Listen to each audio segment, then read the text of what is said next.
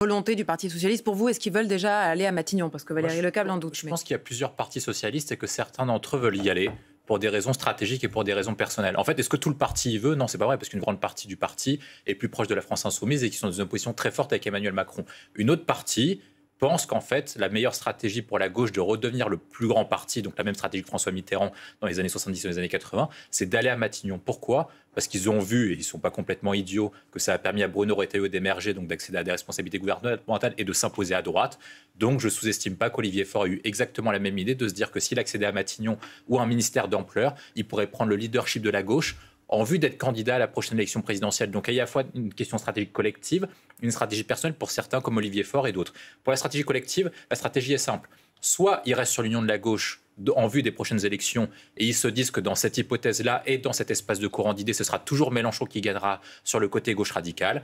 Et sinon, ils se disent qu'en entrant à Matignon, peut-être qu'ils vont réussir à recapter une partie des électeurs de gauche qui sont partis vers Emmanuel Macron et qui seront orphelins en 2027 dans la mesure où le chef d'État ne peut pas y aller. Donc tout ça, c'est la question de la considération stratégique collective pour certains d'entre eux et de tresser un nouveau chemin qui est hors dehors de la France insoumise et qui permet de construire l'après-Macron. Donc je pense que ça, c'est la première partie. Et deuxième partie, c'est une stratégie purement personnelle, c'est que s'ils n'y vont pas ou s'ils ne font pas un accord de non-censure avec les macronistes ou avec la droite, ils retournent en dissolution et peut-être que la moitié d'entre eux vont perdre leur poste. Gilles? Je ne suis pas d'accord sur tout. Je pense que... Les enquêtes d'opinion, c'est Édouard Philippe parce qu'il a été à Matignon et c'est Bruno Retailleau parce que c'est le plus haut de son camp en termes de hiérarchie gouvernementale.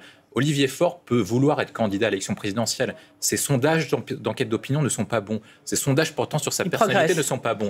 Ils sont catastrophiques. Enfin, c'est pas lui dans l'opinion à gauche qui marque le plus. C'est clairement Raphaël Glucksmann et d'autres personnes.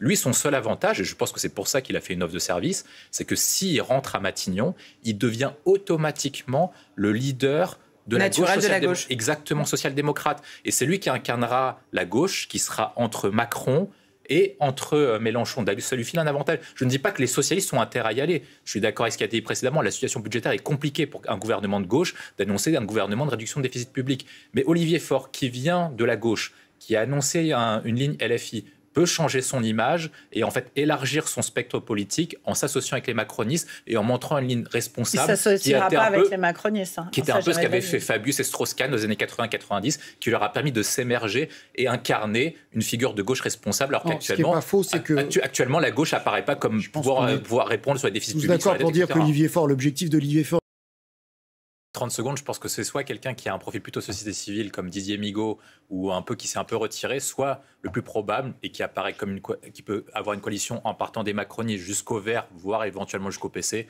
ça apparaît comme Glucksmann. C'est lui qui est le plus proche, en tout cas en termes de barycentre, qui peut à la fois intégrer des macronistes, à faire un peu comme Barnier, mais dans le sens inverse. Comme quoi, et il va nommer Lecornu. Il va nommer Sébastien Lecornu. Bon, on redébat. Ce matin, on parle des actions de Gérald Darmanin qui remonteraient, donc on est vraiment...